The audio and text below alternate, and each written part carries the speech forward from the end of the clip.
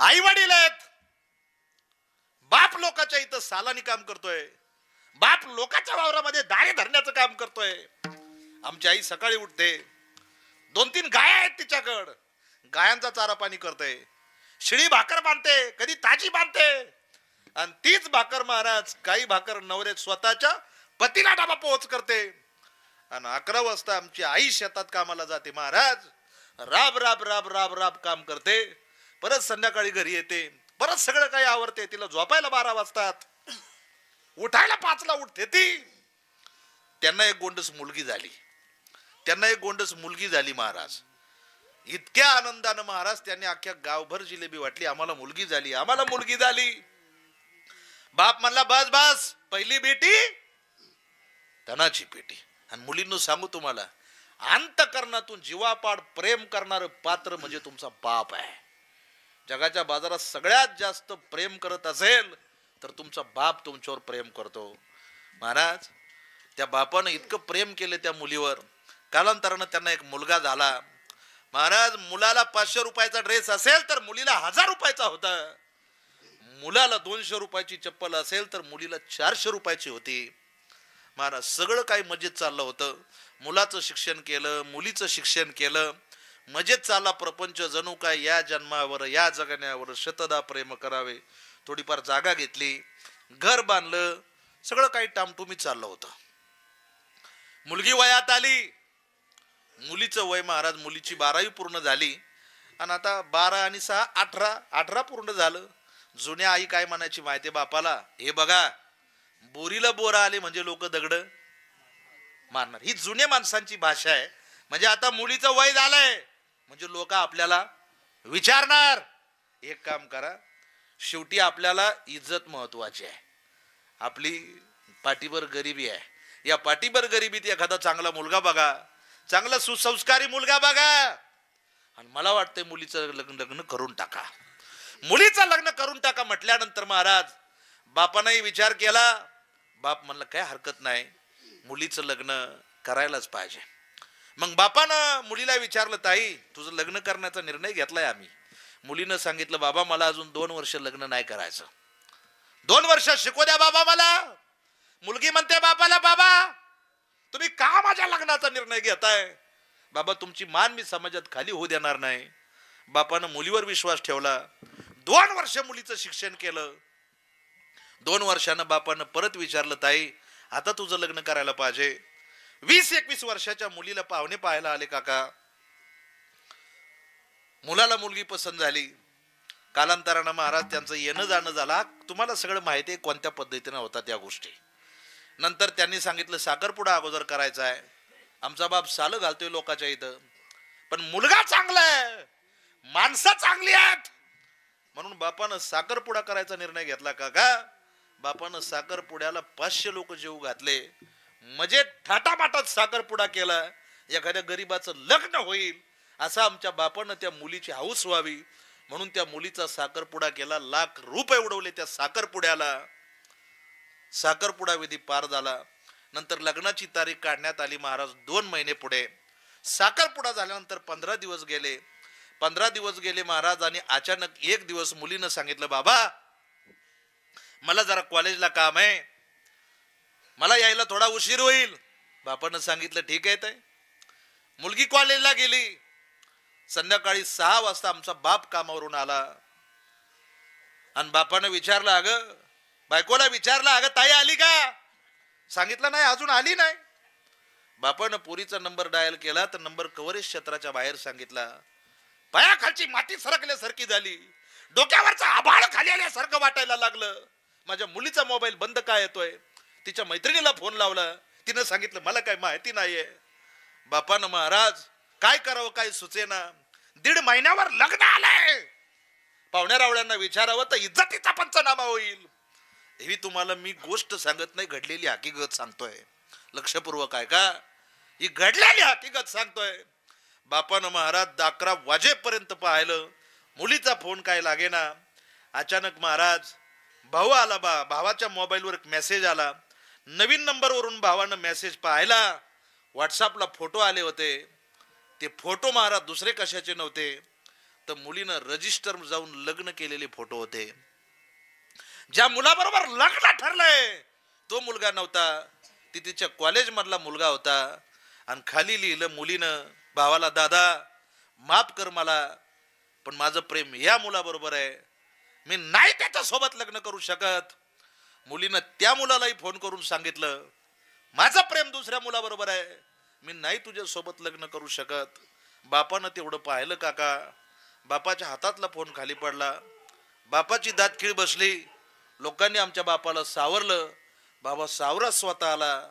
मला बाकीच्या काही गोष्टी सांगायच्या नाही बा, पण माझा प्रश्न आहे तुम्हाला, तुमची 12वी पूर्ण झाली, आमच्या बापानं तुम्हाला विचारलं होतं ताई लग्न करते का, तुम्ही त्यावेळेस बापाला सांगू शकत होता.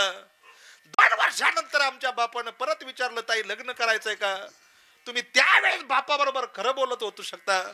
त्यानंतर आमच्या बापानं स्वतःच्या बायकोचं मंगळसूत्र मोडलं काका, आमच्या बापानं बायकोचे दागिने मोडले, आणि तुमचा साखरपुड्याला लाख रुपये खर्च केला, आणि साखरपुडा केल्यानंतर तुम्ही पळून जाता. जगाच्या बाजारामध्ये या पापाची फेड तुम्ही कुठं करणार आहात, कुठं फेडणार आहात पाप? जरा एक दिवस स्वतःच्या मनाला विचारा, स्वतःच्या मनाला विचारा, नका कुणाला विचारू, पण स्वतःच्या मनाला विचारा.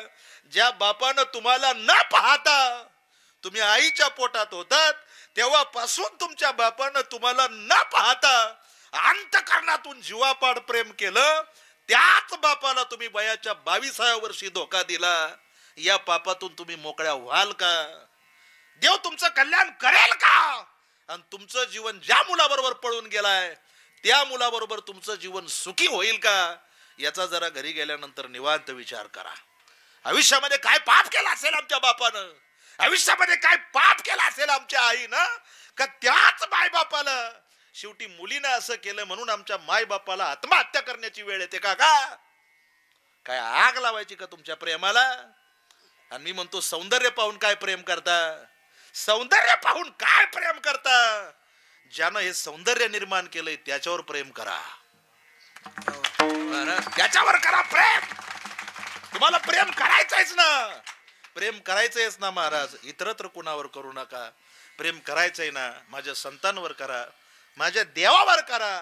प्रेम करायचंय ना महाराज मित्रावर करा, प्रेम करायचंय ना या देशावर करा. बघा तुम्ही, हर करम अपना करेंगे, हर करम अपना करेंगे, ऐ वतन तेरे लिए दिल दिया है जा भी देंगे, ऐ वतन तेरे लिए हर दिल दिया है जा भी देंगे, ऐ वतन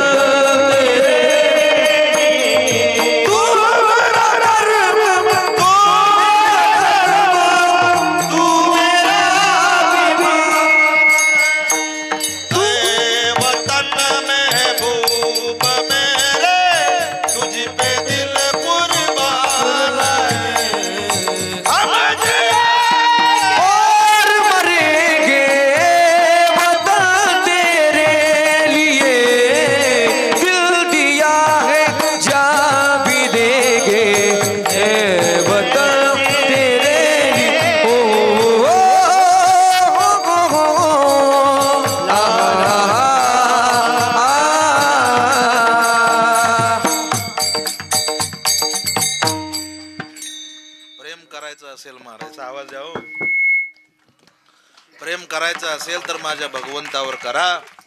प्रेम करायचं असेल महाराज तर माय बापावर करा. आई बाप माझा विषय आई आणि बाप आहे. मी आई बापाविषयी प्रत्येक कीर्तनात एक अर्धा तास बोलत असतो, पण त्या पद्धतीचं वातावरण नाही आज, त्या पद्धतीचं नाही तुम्ही नियोजन झालं हे सिस्टीम बाबतीत. नाराज आहे त्याच्या बाबतीत मी तुमच्यावर, तुम्ही काय का म्हणा ना, पण उद्याच्या 2 कीर्तनाची एनर्जी वायाला घातली तुम्ही माझी, एवढं मात्र 100% खरं आहे. म्हणून माझं कीर्तन विसरले तरी चालेल, माझ्या कीर्तनाचे संदेश कधी विसरू नका. जगाच्या बाजारामध्ये आई महत्वाची, बाप महत्वाचा आहे. तुमच्या तरुण मंडळाची इच्छा आहे म्हणून 2च कडवे सांगतो तुम्हाला. तुम्हाला ज्या पद्धतीनं ऐकायचं आहे त्या पद्धतीनं नाही आवाज येणार, पण आता तरी सांगतो तुमची इच्छा आहे म्हणून. लय मित्र करू नका, लय 10 मित्र करू नका, एकच मित्र का असं करा. मित्र हा गौतमी पाटीलचा डान्स बघायला नेणारा असावा. मित्र हा कीर्तन मंडपामध्ये नेऊन बसवणारा असावा. कारण महाराज कविताकार आहेत अनंत राऊत, प्राध्यापक आहेत अनंत राऊत सर, यांनी इतकं गोड वर्णन केलंय त्या मित्राचं.